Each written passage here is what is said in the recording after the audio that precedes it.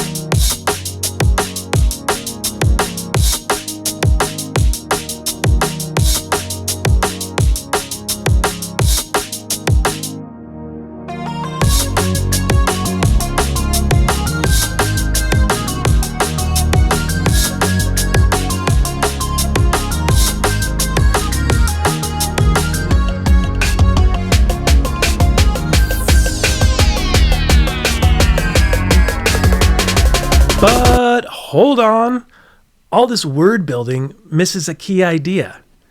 Many individual bases we learn actually bring a whole family of words with them into our lexicon. Words that we can now spell with ease and for which we can also deduce meanings after adding just that one base to our morpheme knowledge. Many dyslexic people have to respell many words every time they write them, because spellings just aren't mentally sticky for them. And if the only way they can spell is by sounding out, they're destined to be wrong as much as 50% of the time. It's brutal and exhausting and demotivating.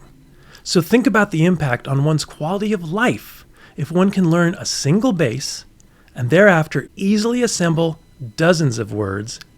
It's unfathomable that this information isn't more widely known and taught. Take MOTE, which denotes move.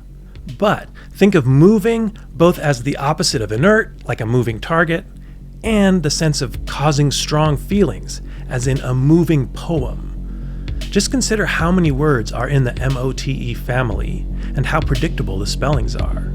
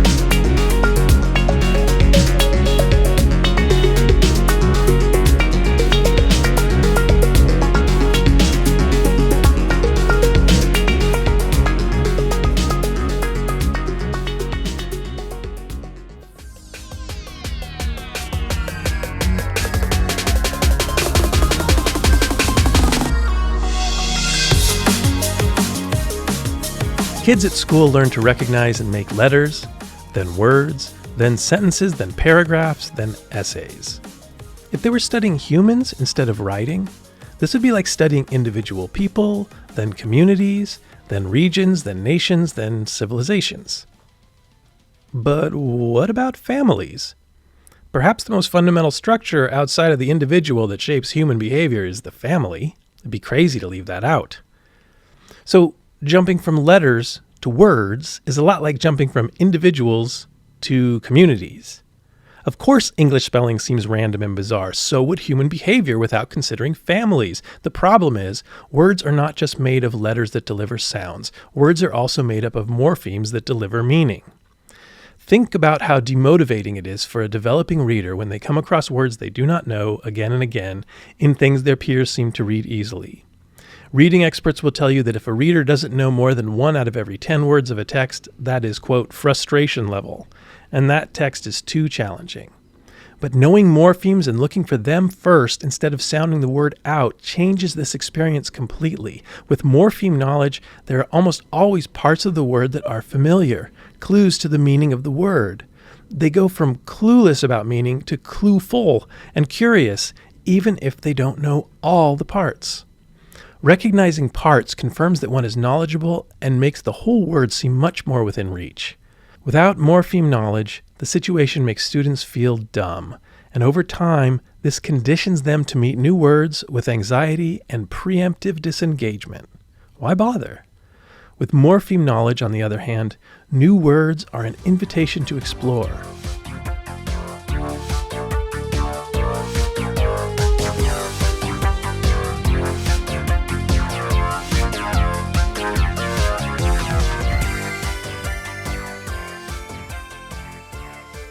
And over time, I think this builds momentum in their vocabulary acquisition and ease with challenging text. We teach spelling as if English spelling were a system for indicating sounds, a phonemic system, but it is not. The top priority of English spelling is to indicate meanings, and sounds are a vital secondary consideration. We call this a morphophonemic spelling system. And looking at it this way changes everything for the better. You probably know that the prefix re can mean again, as in redo and revisit. And you probably know the meanings of several other prefixes and suffixes, like that un means not, and ful means characterized by, or, well, full of, like we said before. This is great, because like you, everyone has a head start on English morphology. We aren't starting from scratch. We just need to build on what we already know and make some minor corrections along the way. We need to know that inter denotes between, and though the word pro means in favor of or professional, the prefix pro means forward. And though re often means again, it can also mean back. For most of us, the real breakthrough comes when we start learning bound bases. Bases are the central parts of words which prefixes and suffixes attach to. And free bases are bases that can stand alone as words, like play. Bound bases have to have a prefix or suffix to be recognizable as a word. These are morphemes like ject, which denotes throw, like you do to a ball, and tract, which denotes pull, like what a tractor does. Researchers estimate that if one learns about 130 morphemes, their spellings and their denotations, one can accurately spell and glean meanings for like 600,000 words. And about that accurate spelling, just the same way you already know a number of morphemes so you aren't starting from scratch, you also have a good idea of the 3 basic spelling rules that govern how we attach morphemes to one another. You saw how that ing took the place of that e at the end of take in painstaking. That is one of the 3 rules, and you probably do that already. Similarly, there is a consonant doubling rule and times when the letter y changes to I, and that is all. These rules are remarkably consistent, unlike some other rules I've known. Anecdotally speaking, after a dozen sessions working on this stuff with me, dyslexic students are invariably shocked how easy it is for them to spell 13, 14, 15-letter words, something they've never been able to do. So, zooming out again, the key mental trick is to start to look at spellings to glean meaning first, rather than pronunciation. This is hard, because pronunciation was the point for years in school. When we start studying morphology, we can be very uncomfortable analyzing words without considering their sounds so much. It feels like a key piece is missing, or that we are learning a system that clearly doesn't work because it doesn't do what we're used to doing with spelling. But what it does is so much better. When we saw a new word before, we could come up with a theory of how it might sound, and that was it. But now we can come up with a theory of what it probably means, which is so much more valuable. Spellings make up words, and the point of words is to deliver meaning.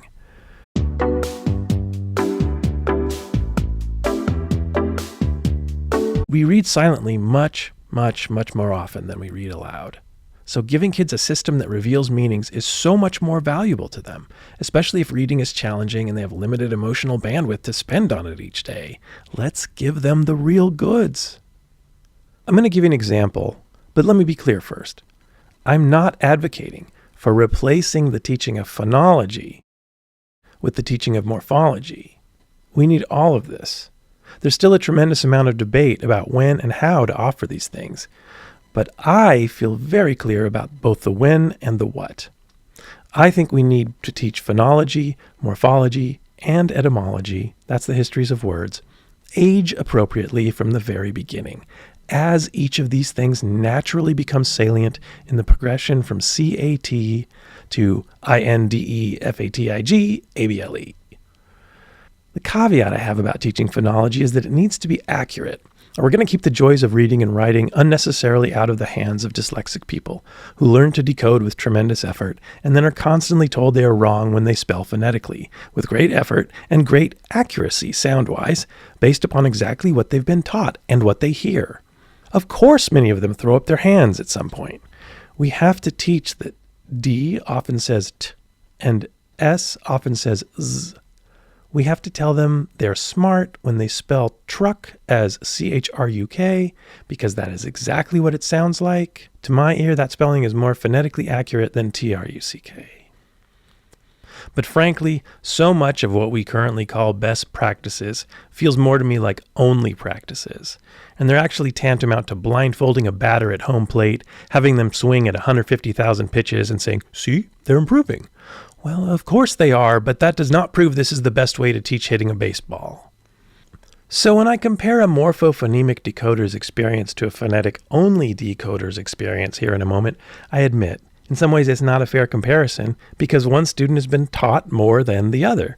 On the other hand, it is a very fair comparison because it isn't so much that the one student has been taught more, but that they've been taught more accurately and efficiently. Because, for instance, building an understanding of letter-sound correspondences, technically grapheme-phoneme correspondences, is a fundamental aspect of any effective morphology-oriented approach to spelling instruction. It's built in, it's unavoidable, and it makes more sense when it is explored in its proper place in the spelling system.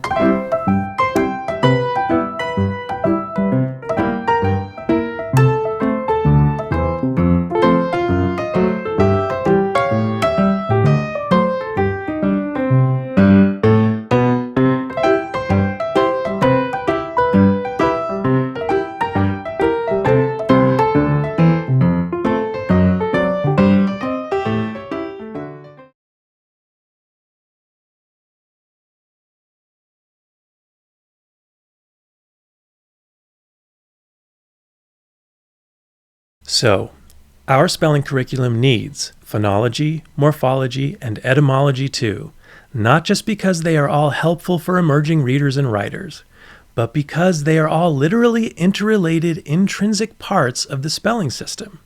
We need to be highly suspicious of any pedagogy that emphasizes one or two to the exclusion of the others, because it will be misleading at best and truly harmful at worst.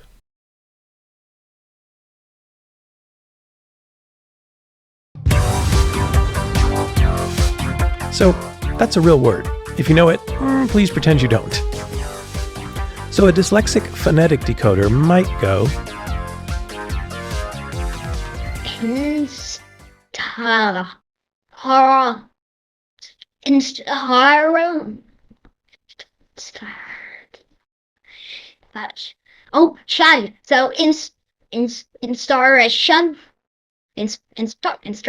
installation. Whether or not they are correct, they have no idea what it means. And that's the end of the story. A dyslexic morphophonemic decoder might go, Well, ATION is probably ATE plus ION, and ATE makes it a verb or an adjective, so probably like make or do something that way, like in devastate. But ION makes it a noun, like the act of or incident of or a case of. So it's probably the act of something being made Staur. And in usually means not, like invisible, but it could mean in, like invigorate. So it's either the act of something being made not staur, or the act of something getting staur in it, or being like filled with it, like invigorate. Now, just to interrupt here, I'm serious, a lower schooler who's been studying morphology could get this far, even a very dyslexic one. Pause to take in the difference. Sounding it out, the phonetic decoder's working memory is maxed out by the time they reach the seventh sound, if not sooner. And so, in order to hold the pronunciation at all, they need to quickly blend multiple phonemes into syllables or a similar word part. For example, in becoming in, and now taking up only one mental slot. This way, they can free up more working memory for the rest of the word.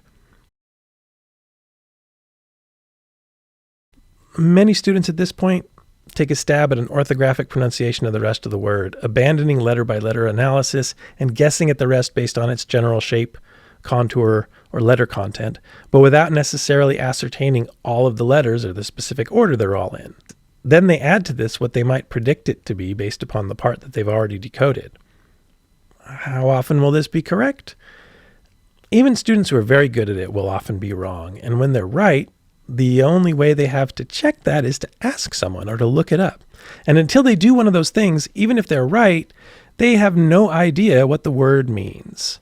Phonetic decoding is severely throttled by working memory and only provides a pronunciation devoid of any meaning. The morphophonemic approach, however, offers a much more positive experience, already having recognized and being right about 3 of the 4 morphemes in the word. Much less working memory has provided much more information, not necessarily about pronunciation, but definitely about meaning, which is what we're reading for in the first place, meaning, even without knowing what the base is. This process is infinitely more empowering than phonetic decoding. Both students have encountered a word they do not know. One student is deflated, the other is curious and feeling smart. What the heck is staur? The only thing I can think of is it reminds me of saur, like in dinosaur, which means lizard. But that can't be the same family because they don't have the same structure. I can't just ignore the T. Though the act of making something into a lizard seems like a word I could get behind. But what about restaurant? We looked that up because some people thought it was RE something, and other people thought it was REST something. Like maybe it was RE because you go back again and again, but maybe it was REST because you can go there and rest and relax. It turned out they were both right because REST is actually a combination of RE and a very old sense where something like ST.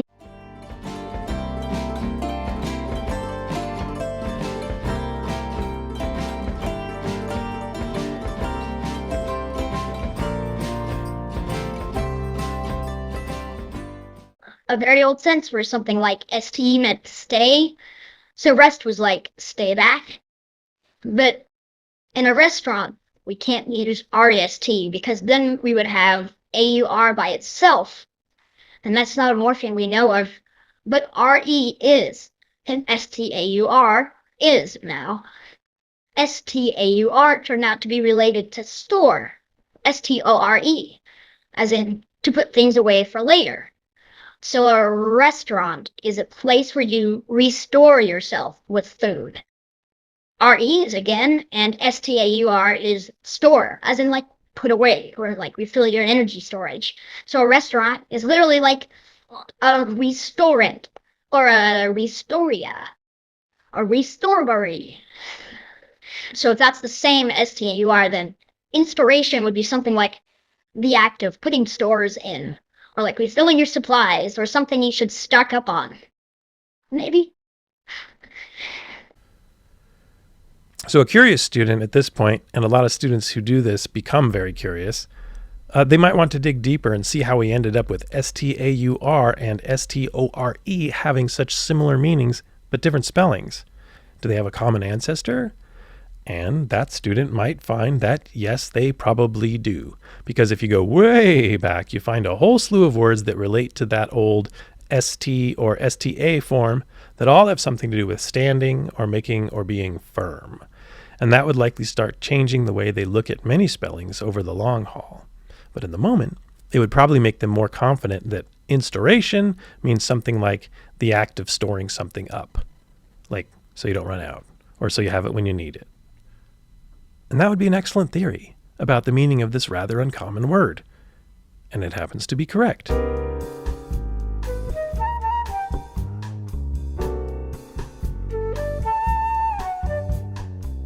But even if it weren't, the whole process of inquiry is perpetually reinforcing the learning that preceded it, and a reasonable guess quickly starts to feel like a success, because it is. The more evidence, the better. This is surely why Pete Bowers sometimes wishes he'd called SWI the scientific word inquiry. The structure of the inquiry is indeed scientific. Let me know what you think. If you need to know more, look up Pete Bowers, Murray Foley, Rebecca Lovelace. There's a wonderful book called Beneath the Surface of Words. There's even a site right where you'd expect it to be at structuredwordinquiry.com. You can check it out. You can definitely reach out to me, Mike Miller, at mikecanhelp.net at gmail.com. That's mikecanhelp.net at gmail.com. I'd love to hear from you. Correct me. I don't want to be wrong in the world. That's what we're working against here. Thanks so much for watching.